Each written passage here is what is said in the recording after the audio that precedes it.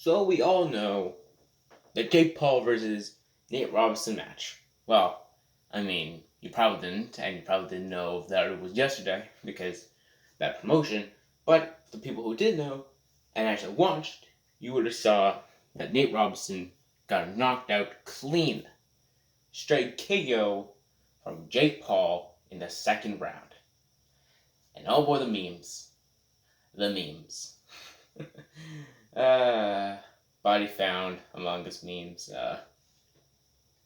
Not just the memes, but now every single day you gotta wake up. You gotta remember, I was knocked out my first ever boxing match from Jake Paul.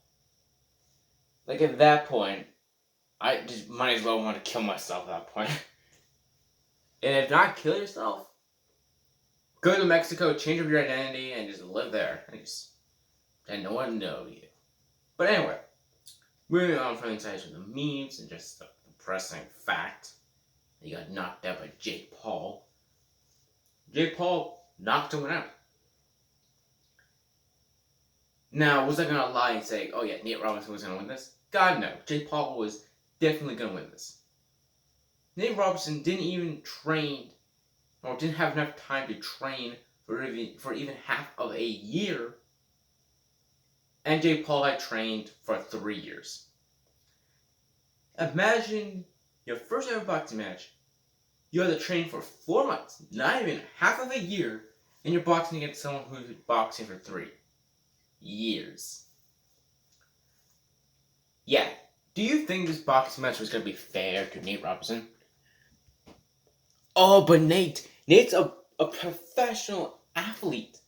There's a difference between shooting a basketball through a hoop and taking multiple punches in the face, torso. You know? There's a difference.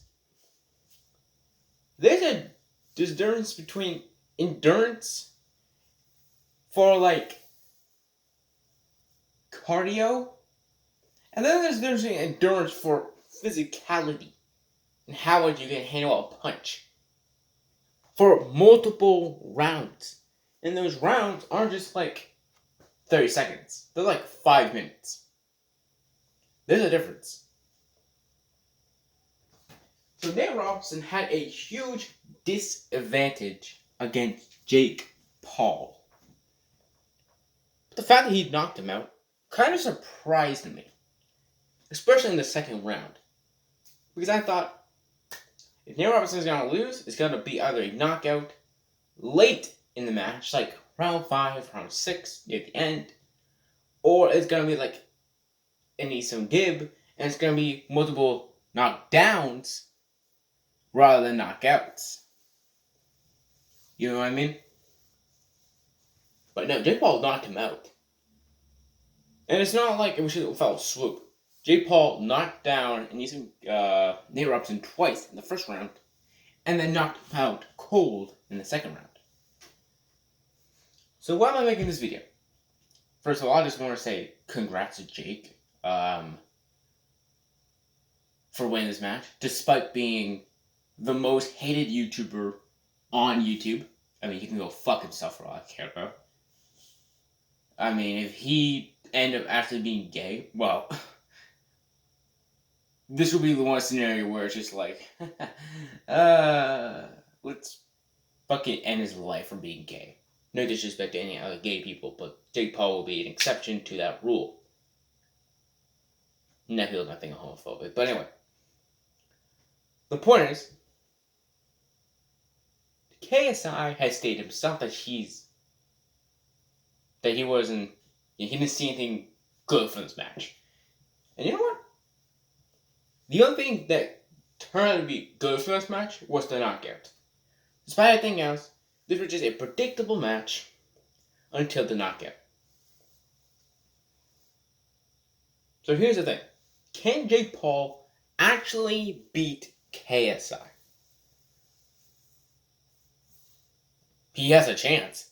He might actually have a shot at beating the king of boxing himself, KSI, on the YouTube scene. which is really surprising. But there are some advantages to Jake, and there are some advantages to KSI. An example, we talked about how Nate Robinson didn't even have half of a year to train, while Jake Paul had around 3. KSI has been training for almost 4. Granted, KSI has been doing what Jake has been doing, which is training non-stop. KSI, well, after the Logan Paul matchup, he's been taking a break. He kind of let himself go a bit, but then when the rematch happened, he basically looked like his performance back against Logan Paul the first time. Granted, he had to bulk up due to the whole weight between him and Logan, but the point is still the fact that Jake had less. Jake hasn't been doing boxing longer than KSI, but he's been training more than KSI. So which one matters more? More years of training? Or how many times you're training? So there's a difference between years and time. Another advantage is arm length. Now this one is a little difficult to determine due to the fact that, well, KSI, he lied about his height. He said he was 6 foot. Then after, when he was bullied, said he was 5'11", despite the fact that even still, he does not look like he's 5'11". Jake Paul, on the wiki, 6'1". He's shorter than KSI.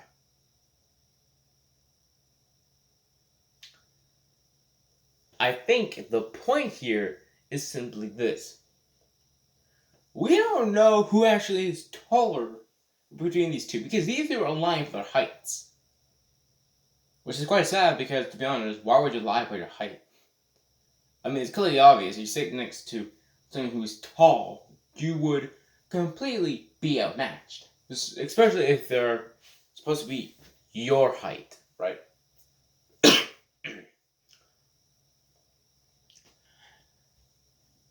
But here's something that I just realized.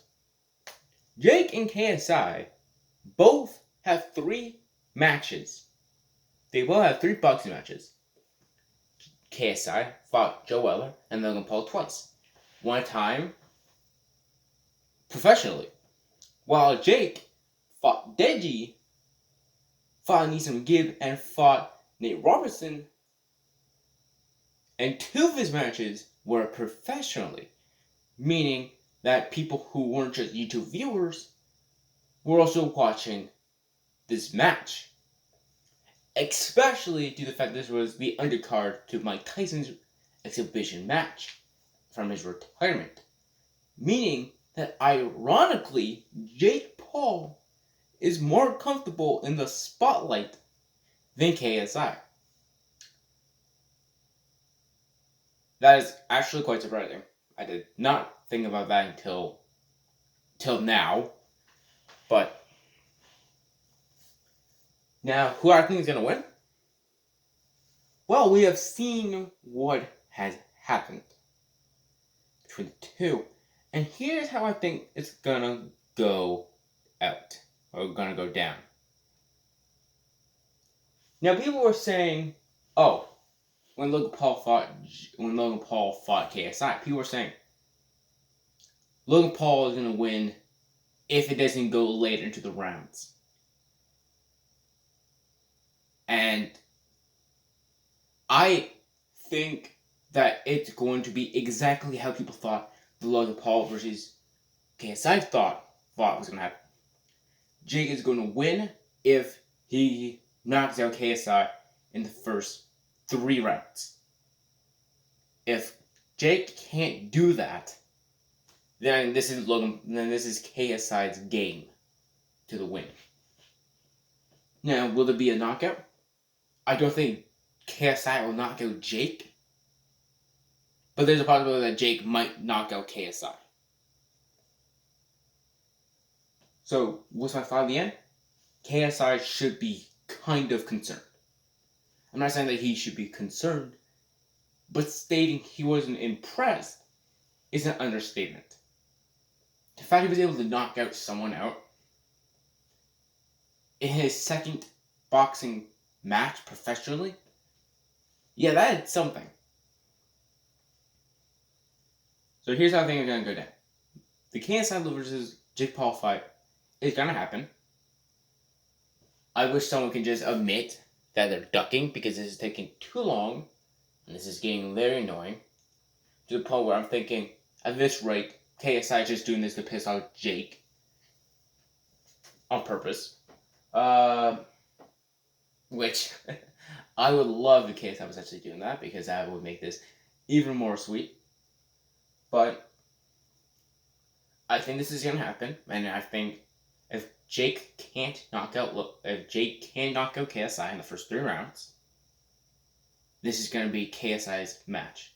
Meaning, I think that KSI, in the end, will beat Jake Paul and be the best YouTube boxer of all times until someone else shows up. I am Drama Karma, and this is my thoughts on the aftermath of Jake Paul versus Nate Robinson. Also, I just love to admit, if KSI never fought Jake, it would be kind of hilarious because it's just like, you guys have been hyping up this match so much. Now let's piss off Jake. Let's never match. Let's never have a boxing match. That'd be kind of hilarious. Kind of sad, but it would be kind of hilarious. So in the end, I think that KSI will win this if he does not get knocked out in the first 3 rounds. So this is just my thoughts between Jake Paul versus Nate Robinson and what will happen between KSI and Jake. If you guys disagree with anything I stated, comment down below. I would love to have a discussion. Hopefully don't be a little too harsh. But yeah, comment down below. And see you guys next time when something else happens. Yeah.